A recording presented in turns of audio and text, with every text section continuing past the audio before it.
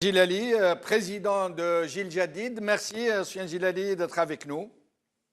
Bonsoir, mes salutations pour Hassan Hirish et pour Saïd Daknin et bien sûr à Jamal Din Benchenouf. Merci beaucoup.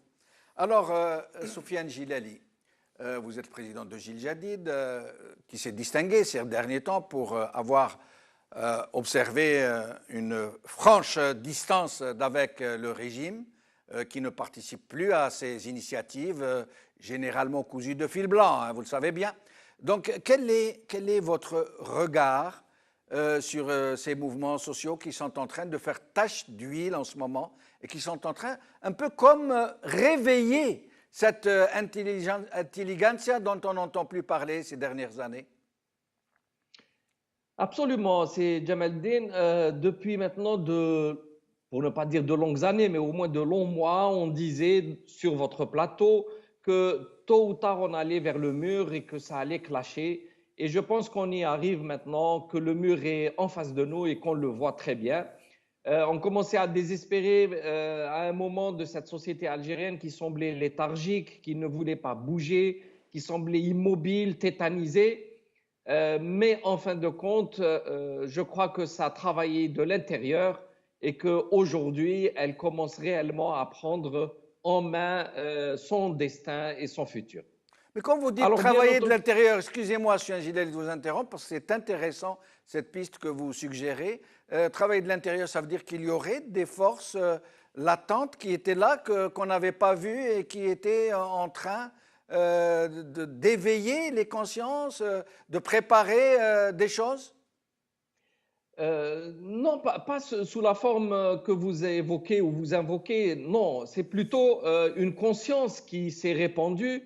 Il y a bien sûr tout le discours politique. Il y a eu plusieurs acteurs qui sont intervenus inlassablement pour expliquer ce qui se passait. Et vous savez, les Algériens, comme tous les autres peuples, comprennent bien ce qui se passe. Ils le vivent.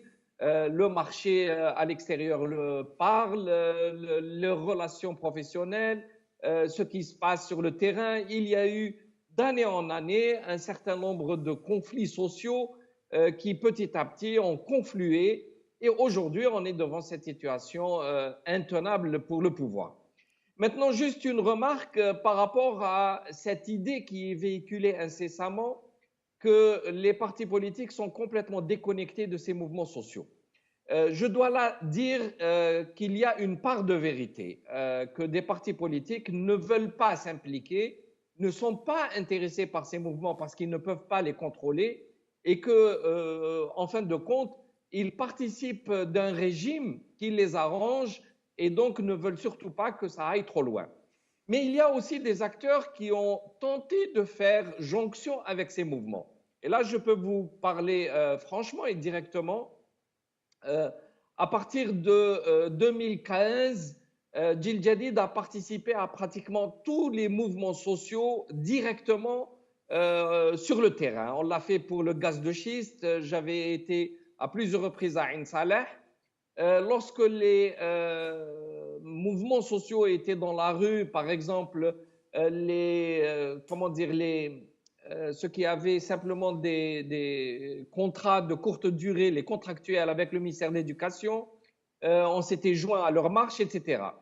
Mais il faut dire que tous les mouvements sociaux, les syndicats, ne veulent pas, par principe, que les partis politiques s'approchent d'eux. Nous avions même, par courrier écrit, un courrier officiel à l'intersyndicale, leur demandant ce qu'on pouvait faire avec eux et pour eux, et ils avaient demandé de ne pas politiser. Parce que le pouvoir a réussi à faire rentrer cette idée dans la tête de tout le monde que les partis politiques sont un problème pour les mouvements sociaux et que si des syndicats voyaient dans leur rang des partis politiques venir les aider, il y avait toujours cette idée derrière la tête que les partis politiques voulaient utiliser les mouvements sociaux à leur profit. Oui, mais il est possible, M. Gilali, n'est-il pas possible que des partis politiques puissent soutenir ces gens en marche sans pour autant marcher à leur côté, d'une façon ou d'une autre? Par exemple, tous ces partis qui ont des députés au niveau du Parlement du régime, la moindre des choses, aurait consisté à dénoncer ce qui se passe, ces brutalités policières. Ou alors comme des partis comme le vôtre, qui n'ont pas de députés, qui auraient pu marcher dans la rue, manifester devant la présidence, que sais-je. Écoutez, c'est ce que je vous ai dit. Par écrit, moi-même, j'ai réagi immédiatement le jour même. On a communiqué par les réseaux sociaux parce que, comme vous le savez maintenant, pratiquement, nous sommes blacklistés ici dans les journaux et les télévisions dites privées.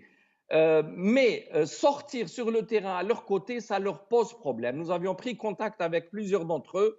Ils préfèrent ne pas avoir une dimension politique. Je pense que c'est une erreur parce que si on ne s'entraide pas, si la dimension politique n'intervient pas, ce sont des mouvements qui seront étouffés dans l'œuf. Maintenant que les partis qui sont dans l'enceinte parlementaire, je pense que là, le problème est réglé. Pourquoi ont-ils été aux élections? Pourquoi ont-ils accepté ce jeu morbide? Pourquoi ont-ils accepté, en fin de compte, de couvrir d'une pseudo-légitimité ces institutions? Là, tôt ou tard, ils devront être questionnés sur cela par la population et par leurs pseudo-électeurs. Restez avec nous, Sufyan